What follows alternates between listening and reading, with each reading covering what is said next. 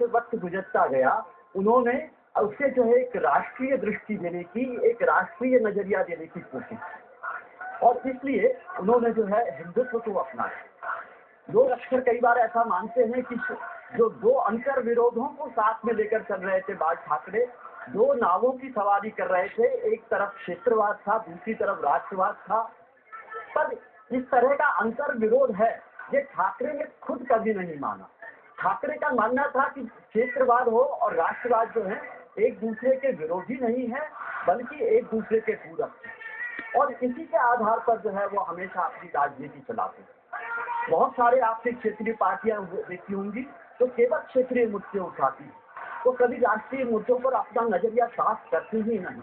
पर ठाकरे उनसे एक अलग तरह की क्षेत्रीय पार्टी बना रहे थे, जिसका आधार भले क्षेत्रीय था, लेकिन उसका नजरिया जो है राष्ट्रीय था, एक राष्ट्रवादी नजरिया। और इस दृष्टि से ठाकरे ने अपनी क्षेत्रीयवाद की जो एक सिद्धांत था, उसे भी एक नया रूप देने की कोशिश की।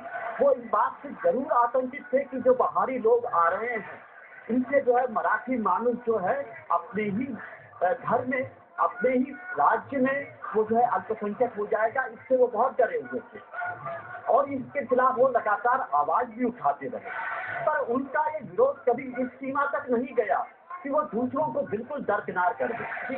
उन्होंने लगातार ये कोशिश भी की कि जो है जो बाहर से आए हुए हिंदी भाषी हैं, चाहे वो उत्तर प्रदेश के हों, चाहे बिहार के हों, वो महाराष्ट्र की संस्कृति से जुड़े, महाराष्ट्र की जो है जड़ों से जुड़े और जो है वो शिवसेना के साथ शामिल हो। इसका सबसे बड़ा उदाहरण तो दोपहर का सामना। जी, दोपहर का सामना उन्होंने शुरू ही इसलिए किया था कि जो है हिंदी भाषी समाज से जो बाहर से आए हुए लोग हैं, उनसे हिंदी में संवाद स्थापित कर रहे हैं। आप एक इस फर्क को देख सकते हैं। एक तरफ राज ठाकरे हैं जो लोगों से कहते हैं कि हिंदी में बात ही मत करो जी, पर बाला साहब ठाकरे न सिर्फ हिंदी में बोलते थे, उन्होंने हिंदी में भाषण भी बहुत बार दिए हैं और उन्होंने जो है हिंदी में एक अखबार शुरू किया जो काफी हिंदी भाषी समाज में बहुत लोकप्रिय अखबार।